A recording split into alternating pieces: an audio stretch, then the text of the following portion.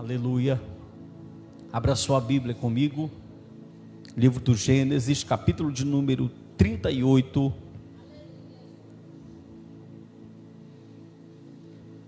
Exaltado é o nome do Senhor Jesus Cristo. Domingo nós tivemos um culto maravilhoso dentro dessa casa. Amém, irmãos? A casa do Senhor estava cheia, a presença de Deus foi real. 5 vidas aceitaram, se reconciliaram com o Senhor como Salvador. Deus fez coisas grandes no nosso meio. E nessa noite nós estamos aqui para agradecer, para cultuar, para engrandecer o nome do Senhor. Gênesis capítulo de número 38. Encontre e deixe sua Bíblia aberta. Nós vamos trabalhar esse texto aqui nessa noite com você. Queridos, essa história é uma história um pouco interessante, porque é uma história que se encontra dentro de uma outra história. Como assim, pastor Narciso? A partir do capítulo de número 37 do primeiro livro da Bíblia, a Bíblia, Moisés começa a narrar a história de José. José vai do capítulo de número 37 até o capítulo de número 50.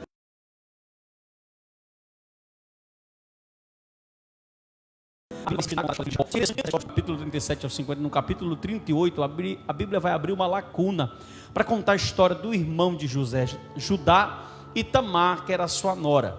E esse texto é muito interessante. Às vezes a gente passa a ler e às vezes a gente não entende muito bem, mas aqui tem uma história muito interessante para a nossa vida e algo que nós podemos extrair para o nosso crescimento espiritual. Você está com sua Bíblia aberta? Amém, irmãos? Amém, irmãos? Amém. Você está com a sua Bíblia aberta? É interessante que o texto do capítulo de número 38, ele acontece com uma ação. Que ação, pastor Narciso? O versículo de número 1, olhe para mim, por favor. Quando eu pedir para você olhar na Bíblia, você olha. O versículo de número 1, a Bíblia diz que Judá, ele desce. Você vai ouvir e vir no capítulo de número 37 que há um problema, onde José é vendido e a notícia é dada ao patriarca Jacó, da venda daquilo que a Bíblia vai dizer do filho da sua velhice, do filho que ele mais amava. Então há um momento de conturbação, há um momento de como eu posso usar a palavra certa? Há um momento de conflito, essa é a palavra, entre família, entre irmãos, entre pai, e a família de Jacó está passando por um desespero. Por quê? Porque Jacó, melhor dizendo, passou a vida dele todinha esperando o nascimento desse filho, que era o filho de sua mulher Raquel. Jacó tinha Raquel, Lia, Bila e Zilpa, 4 mulheres, mas a da promessa era Raquel. E ele estava esperando um filho dessa mulher, e quando José nasce, parece que o destino foi cruel com Jacó. Só chegou a notícia que o menino agora tinha morrido, e nós sabemos a história que os filhos dele, por inveja, como diz a Bíblia Sagrada, venderam seu irmão para o Egito. E Judá então, por causa de tudo isso que está acontecendo, eu acho que pelo ambiente, pelo que está acontecendo dentro da sua casa, ele toma uma decisão, que é descer, que é sair do lugar. Irmão, família, a gente sabe o que é família.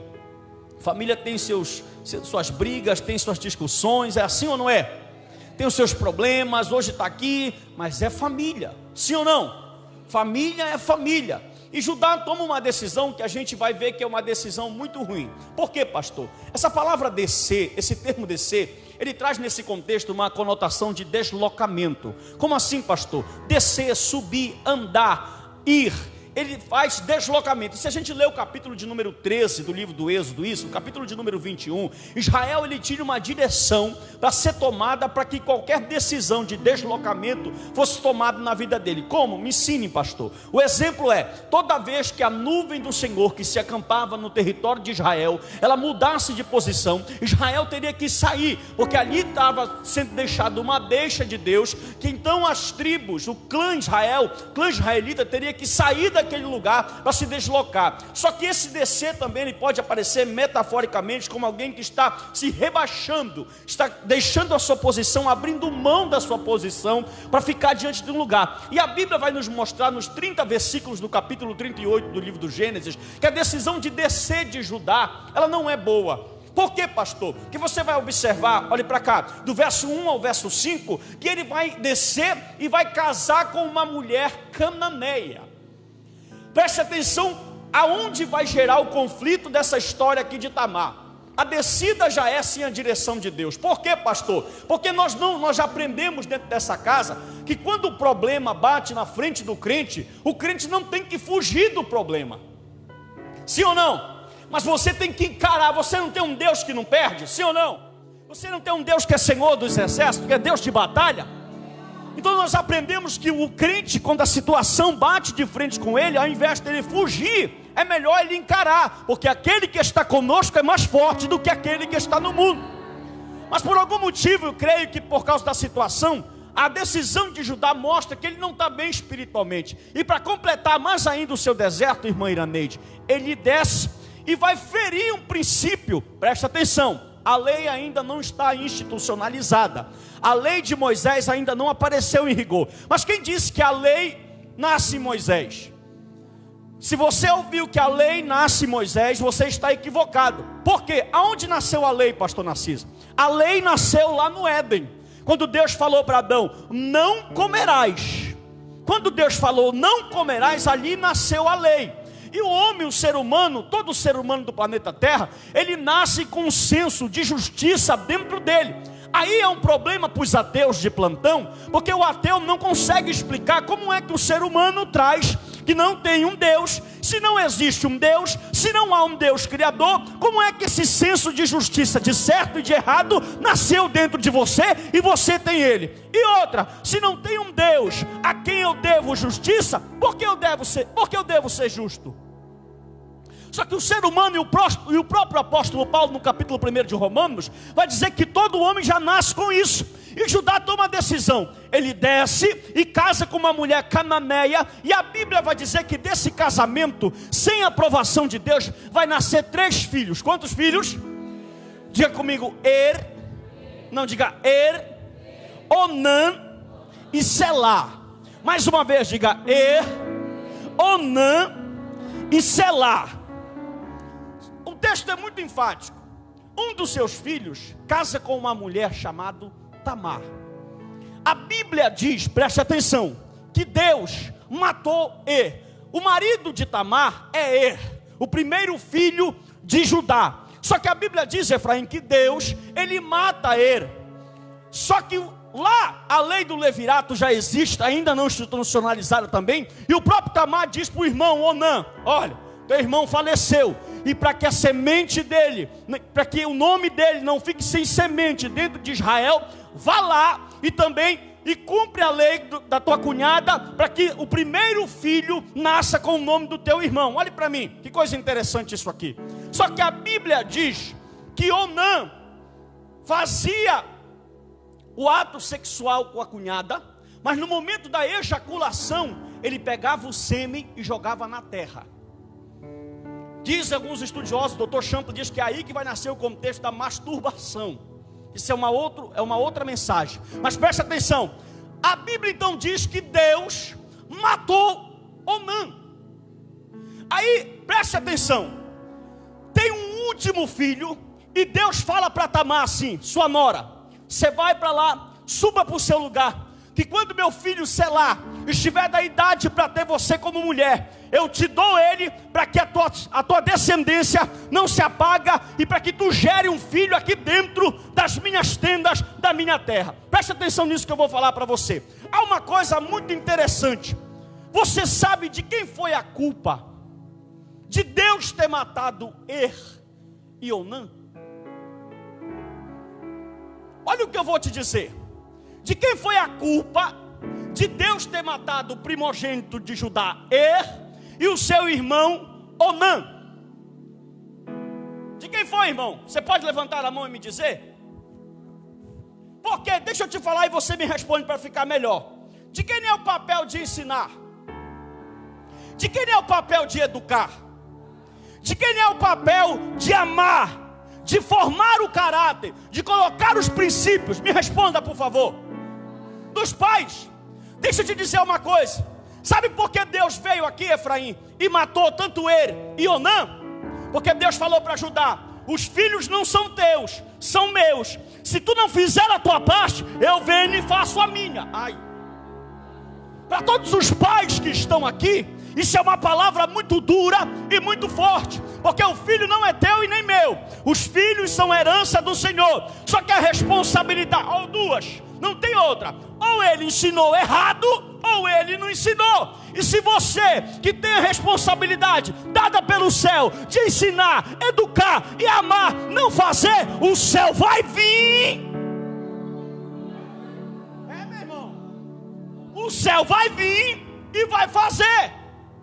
E a Bíblia é bem enfática, presta atenção. Judá estava mais preocupado com o nome dele, com a sua sucessão, para que não se apagasse o nome, a raiz genealógica, do que olhar para o seu filho e ensinar o seu filho no caminho que ele deveria andar. O que adianta, querida, querido, você ser bem sucedido na sua empresa, no seu trabalho, na sua faculdade, se a tua casa está caminhando para um abismo? E às vezes nós olhamos para Deus e falamos assim: Deus, não sei porque meus filhos andam por aqui, não sei porque meus filhos enveredaram. A Bíblia não costuma falhar, a Bíblia não erra, e ela nos ensina: ensina o teu filho no caminho que ele deve andar, e quando ele for grande, não se desviará dele. Gaste tempo com seu filho, gaste tempo com a Bíblia aberta com ele. Fica imaginando a situação, pastor, por quê? Lembra da mulher? Olha como um abismo chama outro. Irmã Shirley, a mulher que Judá escolheu é cananeia. Tem tanto jovem crente dentro da igreja, por que tu quer casar e namorar com ímpio? Irmão, com certeza e Onã cresceram vendo a sua mãe com práticas idólatras, com práticas erradas. E como a nossa natureza tem muita tendência em fazer o que é errado ao invés do que é certo, é muito mais fácil você fazer o que a sua carne quer do que você ir contra a sua natureza, sim ou não? Eu tenho certeza que quando Deus mata, olha só, ele fica com tanto medo. Chegou um momento, só que tem um irmão, dá um glória a Jesus aí, por favor. O negócio é tão sério. O texto é enfático em dizer: olhe para mim, por favor, que quando Er e Onã já estão mortos, ainda tem Selá. Ele fica com tanto medo que Deus mate Selá também, que ele fala: segura aí, te acalma, que o texto vai dizer que ele não dá Selá para ela. Eu tenho certeza absoluta do que eu vou falar para você, conjecturando dentro desse texto aqui, que quando Deus mata Er e Onã, Judá põe a mão na consciência e fala assim: eu errei aqui, eu errei aqui, eu errei aqui. É igual família. O pai gera 10 filhos. Quantos filhos? Aí os filhos crescem, casam, se formam, entram na faculdade, tem filhos, netos, bisnetos. Aí abandona o pai. Passou anos sem ver o pai que ralou para ele formar, o pai que trouxe os princípios, o pai que trouxe o ensinamento para dentro do berço. Aí passa um tempo, está 15 anos sem ver o pai, aí o pai morreu. Aí chega na beira do caixão: eu te amo, pai. Por que não fala isso quando está vivo? Por que não fala isso que não está vivo para o pai? Por que não fala para o pai: pai, obrigado? Porque diante de um caixão, não tem, irmão, como você fazer uma homenagem. E Judá já estava aqui com a cabeça na consciência, dizendo: meu Deus, por que eu desci sem a direção de Deus?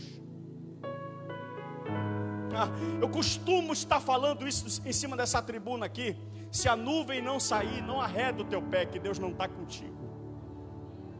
Se a nuvem não arredar, não vai, porque você está indo sem a proteção de Deus. Se a Bíblia falou: desce, desce, não desce, não desça. Olha o que eu vou te falar. Aleluia. Formando sucessores. Irmãos, por maior que seja o seu legado, olhe para mim.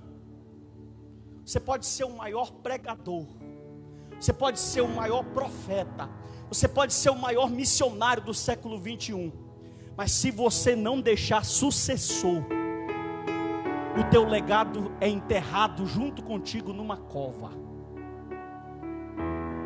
Eu sei que não dá glória mesmo, porque fazer sucessor não é fácil.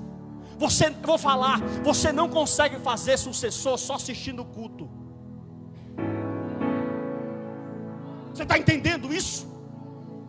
Preste atenção. Elias foi um excelente foi um excelente discípulo. Eliseu foi um excelente discípulo para Elias, mas foi um péssimo líder para Geazi. Ele tinha a condição, doutor João Alberto falando no livro dele, muito excelente essa colocação, ele disse, ele teve a condição, ele teve a oportunidade, olhe para mim, de pegar a unção dupla que ele tinha e quadriplicar para Geazi. Sabe o que ele faz? Ele pega a porção dupla e enterra junto com a morte dele. Porque se você pegar a Bíblia, Geazi é um mau discípulo, é um falso profeta, é um homem apegado com o dinheiro. E eu te pergunto, quando Judá olha para Tamar e fala assim, olha, isso aqui é muito forte, versículo de número 11, eu peço que você leia, por favor, 38:11. Então disse Judá a Tamar, sua nora, fica-te viúva, vai para a casa do teu pai, até que Selá meu filho seja... Ele condenou a Tamar a viver infrutífera. Só que a igreja de Cristo foi chamada para gerar. Eu vou repetir: a igreja de Cristo foi chamada para gerar.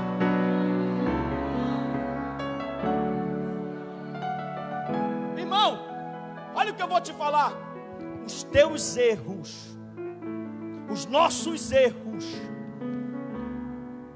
eles estão sendo consequência para a igreja não gerar. Ele olha para Tamar, preste atenção no texto aqui, em nome de Jesus. Erros do passado, erros do passado. Olhe para mim aqui todos. Se você teve erro no seu passado, eu estou falando isso aqui na direção de Deus, e você não consertar eles vão voltar para te atormentar. Vou repetir, vou te mostrar aqui dentro do texto. Se você tem erros do passado e você não consertar eles vão voltar para te atormentar. Como assim, pastor? Ele condena ela a viver infrutífera e fala, sobe, até que meu filho seja grande. Ela sobe. Quando ela recebe a notícia, olha, Selá já é um rapaz, já é um homem. E ela vê, e ela fala assim, ele não me deu ele não cumpriu a palavra dele. Ela vai e pega a veste de prostituta. Ela se, deixa eu usar a palavra certa aqui. Ela se caracteriza de uma prostituta, obrigado. E ela fica nas marchas, e ele vai ter relação sexual com ela. Olha isso, irmão. Olha que texto é esse. Ela olha para ele e diz assim, me dá um cabrito para o pagamento. Ele diz, eu não tenho aqui agora, mas eu posso te mandar depois. Ela falou assim, então me deixa algo de garantia. O que é que tu queres? Repita comigo, eu quero o teu anel, o teu lenço e o teu cajado. Olhe para o seu irmão e diga assim para ele, nunca negocie o inegociável.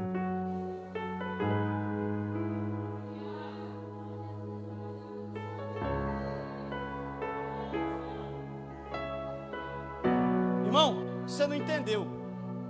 Não pode ser. Nunca negocie. Você está observando o que é que esse homem está negociando com essa mulher aqui? Se você pesquisar um pouquinho de cultura hebraica, você vai ver que o anel, ele servia para, era um selo para comprar, para vender. Muito bem. O lenço segurava e o cajado era autoridade. Tem gente trocando a pregação pela fornicação.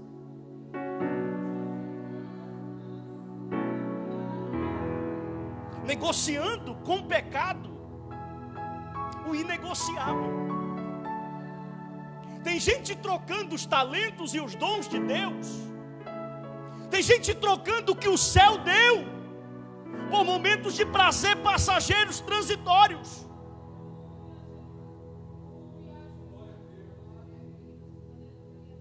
Olhe para mim aqui. Aquela prostituta fala, me dá o teu selo. Se Judá fosse o homem preocupado com a obra, se Judá fosse o homem preocupado com o reino, se Judá fosse um homem preocupado com o ministério, ele falaria assim, Efraim, rapaz, eu te dou minha fazenda toda, mas o meu ministério não. Por quê? Levante a sua mão direita, porque a unção do Espírito Santo, ela não está à venda.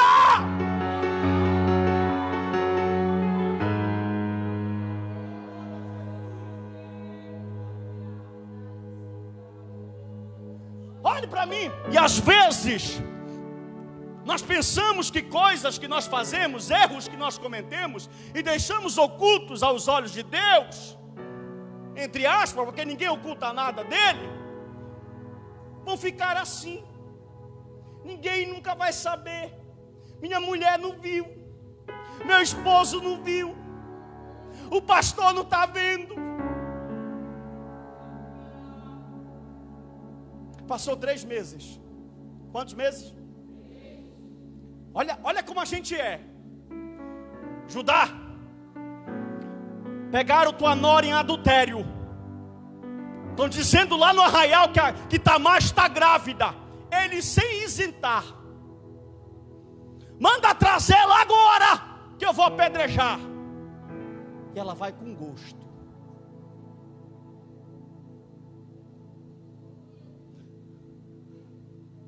Quando ela vem, com anel na mão, com selo na mão e com um cajado na mão, alguém pergunta: adulterou ou não adulterou? Ela disse sim.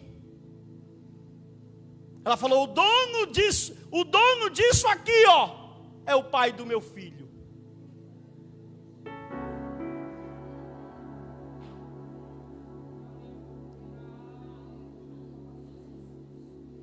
E ele cai no chão e fala assim, ó: verdadeiramente essa mulher mais justa do que eu, porque eu não dei selar para ela. Sabe o que Tamar estava dizendo aqui? Eu tinha uma promessa.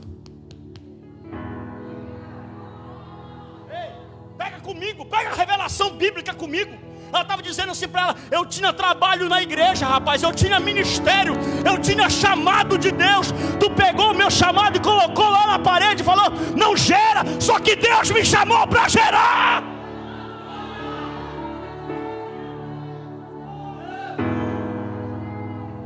Erros do passado que estão impedindo você de gerar.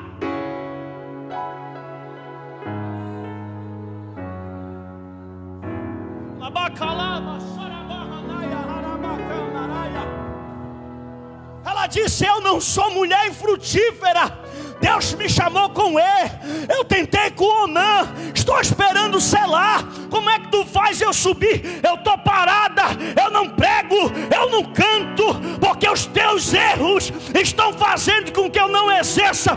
Por causa de erros seus, a igreja tem ficado parada e o seu crescimento não tem acontecido. Por que, pastor Narciso? Porque Deus te chamou para gerar.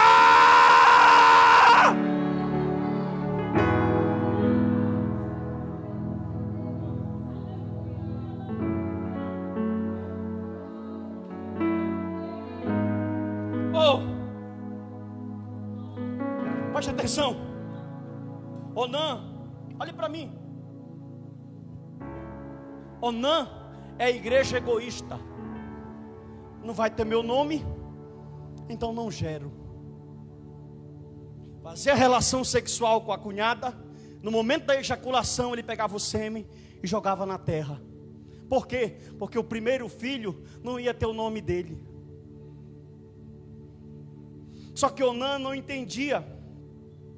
Preste atenção, que o interesse no crescimento espiritual de um crente é no próximo.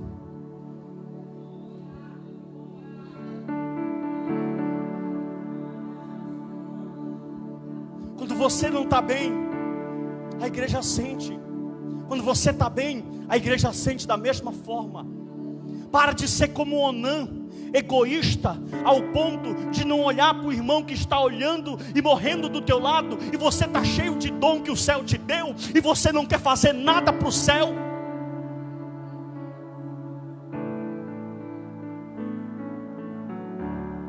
Igreja é egoísta.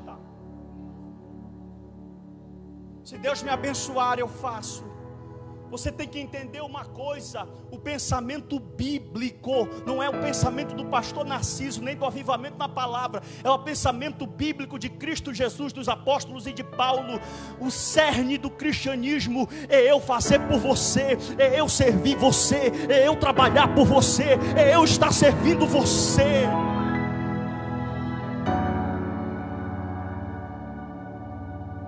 Oh, aleluia. Quando ele não sabia, quando ele soube, melhor dizendo, que a semente não era dele, ele jogava o sêmen nu. Oh Deus, preste atenção.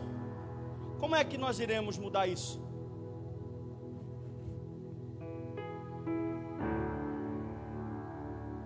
Preste atenção para mim.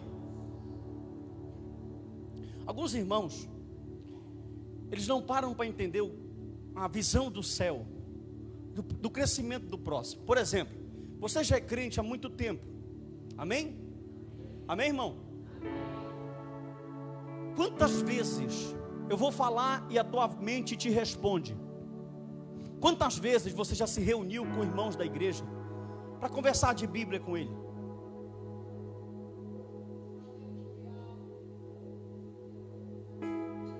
Quantas vezes, irmão, você já se reuniu com pessoas, por exemplo, já me reuni com 3 ou 4 irmãos, pensando no crescimento espiritual desses crentes, pensando em ser bênção para a vida desses crentes. Escute isso. Como é que nós vamos mudar isso, pastor? Levante a sua mão. Quando nós nos reunimos mais para ler a Bíblia, quando nós temos uma mente transformada pela palavra, assim nós iremos assumir o comportamento antagônico em relação ao mundo. Preste atenção, o mundo lá fora precisa saber que tem longanimidade, que tem benignidade, que tem bondade, que tem fidelidade. Preste atenção, o que é que o mundo tem? Olhe para mim, o mundo tem orgulho, o mundo tem eu quero, eu posso, eu sou, eu tenho, eu sou o cara, eu sou isso. Nós temos o que, pastor? A mente transformada. Nós temos benignidade, longanimidade, temperança. Nós temos paz, gozo, paz de espírito. Nós temos algo que o mundo precisa. E o que nós temos feito com esse algo? Pare de ser Onã.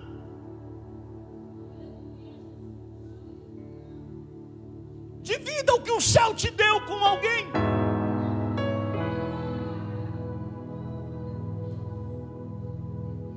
Oh, irmão, eu fico irado, a palavra é essa. O camarada abre a boca e fala: eu prego, eu canto, eu cito teologia, eu toco, eu sou isso, e não faz nada. Vai morrer e o toca, prega, canta, ensina, vai morrer junto. Por que, pastor Narciso? Porque o tempo está passando para ele e ele não está deixando um Eliseu.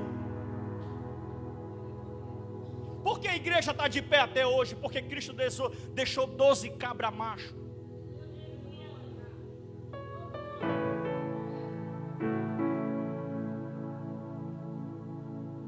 Irmãos, olhe para mim aqui, por favor.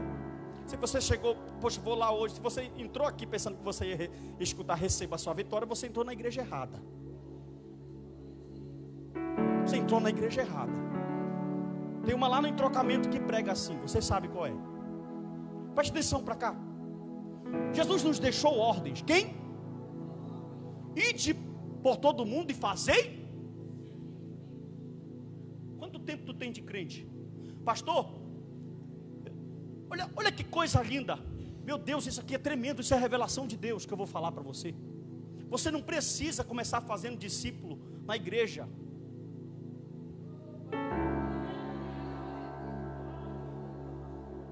Filhinha, senta aqui. Tem a Sofia, Bruno, para que vocês começarem a fazer a Sofia lá dentro de casa. Tem, irmã Sheila, o Rafael, a Duda e o Lucas, para a senhora começar a fazer discípulo dentro da sua casa. Era isso que Deus queria te ajudar. Pega Onã, pega Selá, pega E, instrui eles, porque se tu não instruir, eu venho e mato.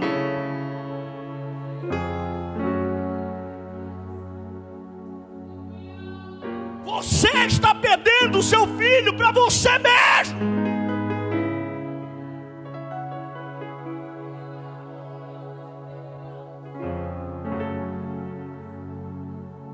Você já parou para pensar? Quantas garotas? Tem uma irmã, que é a irmã Joelma, está aqui. Ela é da área da saúde. Ela pode confirmar para você após o culto. Pergunte para ela qual é o índice de meninas e jovens que estão com HIV aqui no Pará, para vocês verem. Porque Satanás, olhe para mim, ele é um estrategista nato. Bora lá, sertanejada, sofrência, né? Não é sofrência que eles falam? Sofrência, Jennifer, não sei o que, isso, aquilo, olhe para cá. E o camarada vai, porque lá fora só vale a estética, corpo bonito, abdômen definido, olhos azuis, dinheiro no bolso. Aí vão, aquela curtição, tarará, tarará, pá. Quando vê, AIDS.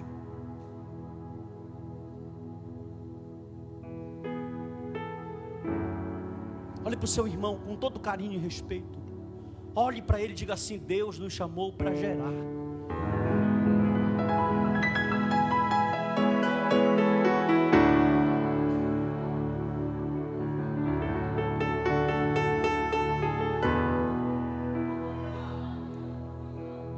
Escute isso. A gente está terminando aqui. Entender o reino de Deus. Hebreus capítulo de número 13, versículo de número 21. Abra a Bíblia. Hebreus capítulo de número 13, versículo de número 21.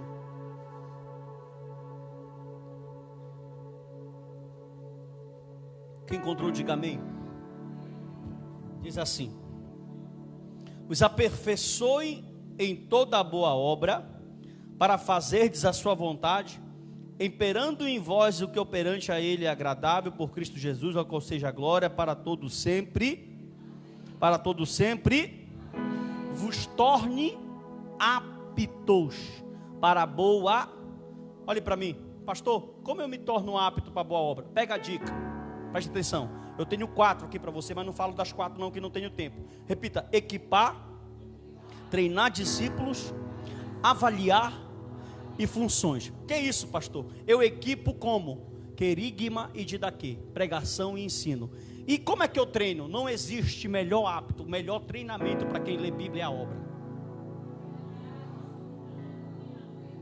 Ah, Jesus. Mas aleluia. Você aprende com querigma, você aprende na palavra, no ensino. E o melhor, qual é o melhor método, pastor? É a obra. Faculdade teológica forma teólogo. O deserto forma pastor. Eu vou repetir, meu irmão. Faculdade de teologia forma teólogo. Eu tenho um diploma de teologia numa faculdade, mas quem me formou pastor foi a igreja, foi o culto do meio-dia, foi a obra, foi chorando com os irmãos, foi trabalhando para o reino, foi estando neste lugar. Terceira, avaliar. Se eu tenho ensino, se eu tenho ensinamento e pregação, eu estou na obra, lá eu vou avaliar como? Deus vai te usar para alertar, para ensinar, para corrigir. Levante a sua mão. Deus vai te ensinar para alertar, para ensinar, para corrigir, para exortar. E as funções? Você aplica, aprende na obra, é analisado e aprende e aplica na sua função.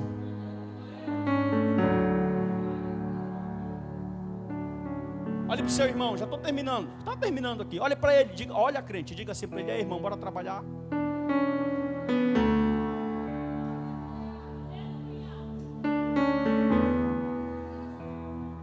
O glória trava, né, irmão? Aleluia. Aleluia. E eu termino dizendo o seguinte: o pressentimento do mal e a glória de Deus é o meu último tópico. Olhe para mim. O que, pastor? O diabo sente quando Deus vai nos abençoar.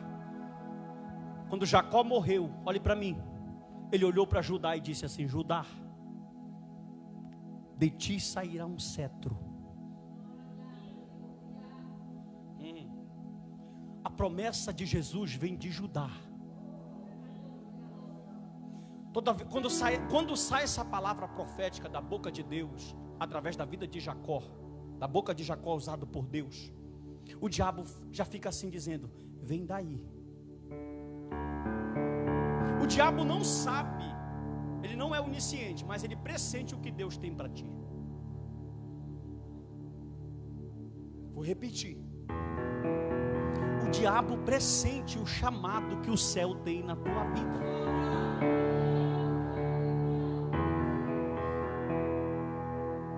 E há muito tempo já ele vem tentando.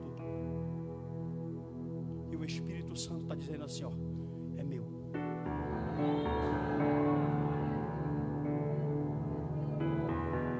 Pode chorar. Chore que a palavra não é minha. Ah, Jesus, irmão, estou com meu pelo todo arrepiado. Levante a sua mão em nome de Jesus, por favor, e pegue essa palavra profética.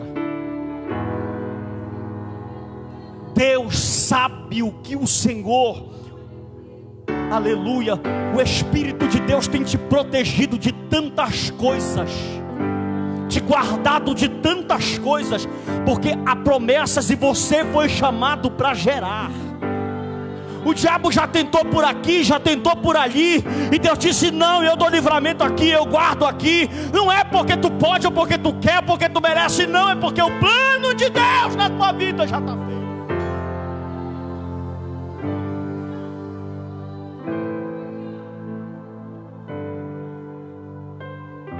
Segura aí, olhe para mim todos aqui. O Espírito Santo me diz aqui agora, ele fala assim comigo: tem pessoas que estão dizendo na sua mente aqui agora: é por isso que eu ainda estou aqui. Ah, irmão, aleluia. Por que, pastor? Porque não era para estar mais. Não tem condição, não era para estar mais. Eu não era mais para estar aqui, irmão. Mas nós fomos chamados para gerar. Não adianta, irmão. Jesus falou assim, ó: quando eu pego a videira e podo ela, corto ela, mais uva ela dá. Quanto mais o diabo tentar te bater,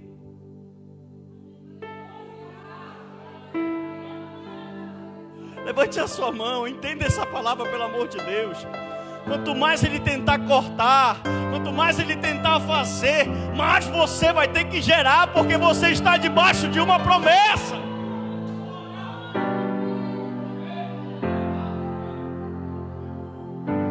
Olhe, preste atenção, olhe para mim, já terminei. Olhe para mim, todos, abra os olhos em nome de Jesus, que essa palavra é profética. Tem duas classes, melhor, tem três classes. Tem umas que não geram nenhum fruto. Essa é cortada e lançada no... Olha aí, Onã. Onã não quis dar fruto. O que aconteceu com ele? Foi cortado e lançado no fruto, no fogo. Existe a classe que não dá fruto. Existe a classe que dá fruto. E existe a classe que dá muito fruto. Levante a sua mão e levante. Terça-feira do avivamento na palavra. Levante a sua mão. Em nome de Jesus eu ministro essa palavra agora. E se há algum demônio com projeto pronto, ele vai ter que rasgar essa folha, porque você foi chamado para gerar muito, muito, muito, muito, muito. Pega, levante a sua mão em nome de Jesus. Não negocia o inegociável. Não negocia a tua unção, teu chamado, os teus dons. Gera!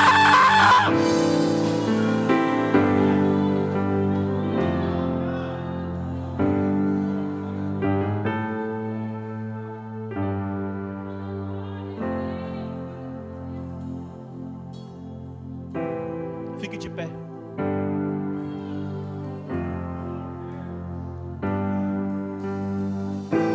Aleluia.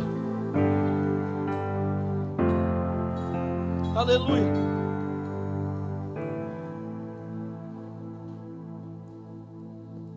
Amém, irmãos? Dê um abraço no seu irmão aí. Diga para ele, libere uma palavra profética para ele. Diga: Gere. Você foi chamado para gerar entre casais. Quando um casal tem muito problema, Deus vai levantar ele para falar para famílias. Ei, pega essa palavra, gere.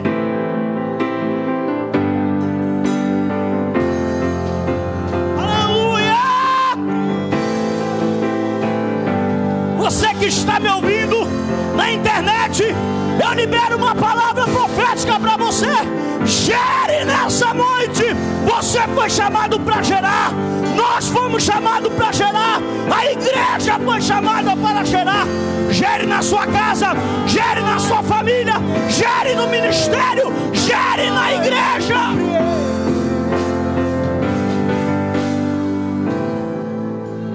Quero que todos venham aqui à frente. Todos.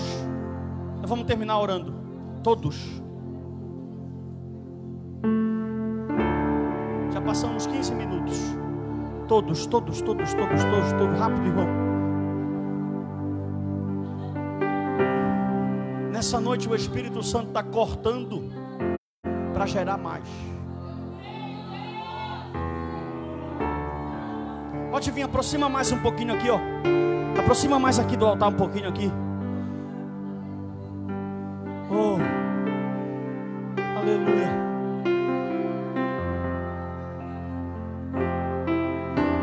Pega o teu irmão assim, ó. Pega o teu irmão pelo cotovelo assim, ó. Nós vamos terminar com uma oração. Oh.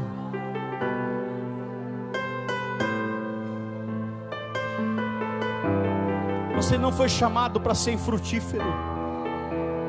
Você foi chamado para gerar.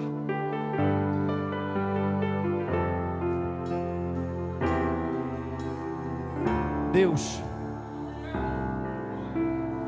eu estou de frente da tua igreja. Aqui na minha frente tem ministérios enormes, grandes, tremendos. Tem pessoas que o Senhor vai levantar que nós nem imaginamos. E quem sabe, Senhor, o erro de muitos tem impedido que eles gerem. Mas nessa noite é uma palavra profética liberada. Oh, aleluia! Nessa noite há uma palavra profética liberada sobre o ministério do Efraim, da Andressa, da irmã Joelma, da Marilda, do coral, da irmã Sandra, da irmã Érica, da irmã Shirley, do irmão Rodrigo, do Diego, do Ábilos, do Rubens, do Bruno, da Márcia, da banda, do Rafael, do Jeremias, da Cássia, do Luciano, do Leonardo, do Iago, do irmão Arlindo, da irmã Marisete. Há uma palavra liberada sobre esses ministérios aqui nessa noite.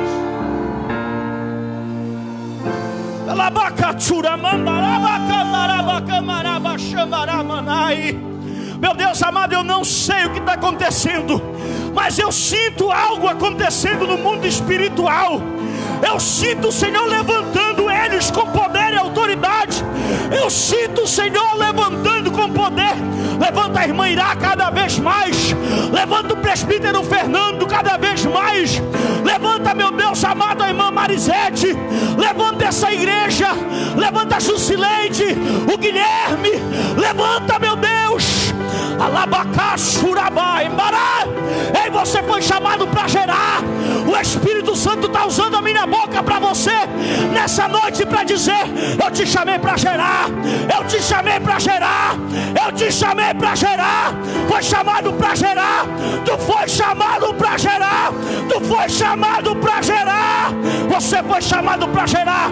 A tua casa foi chamada para gerar. Jesus, agora, Jesus, confirma a tua palavra nesse irmão, nessa irmã. Enche ele da ponta do pé à cabeça. Renova ele agora. Renova ele agora. Renova ele agora.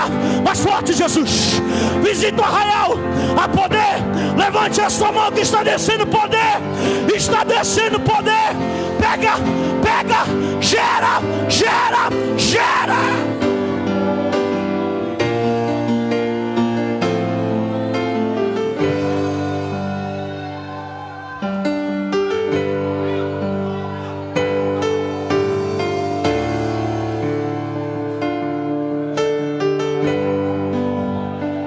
Jesus. Para te ir para a obra é preciso santificar. Para te ir para a obra é preciso eu curar. Para te ir para a obra é preciso eu limpar. Então cura agora, Jesus. Cura agora, Jesus. Limpa agora, Jesus. Jesus está curando pessoas aqui. Jesus está curando pessoas aqui. Eu vou fazer um milagre na tua vida. Eu vou fazer um milagre na tua vida. Te prepara. Te prepara. Vai ser forte. Foi chamado para gerar. Foi chamada para gerar missões, missões, missões, missões. Abacalabas, abacalabas. E vai se cumprir.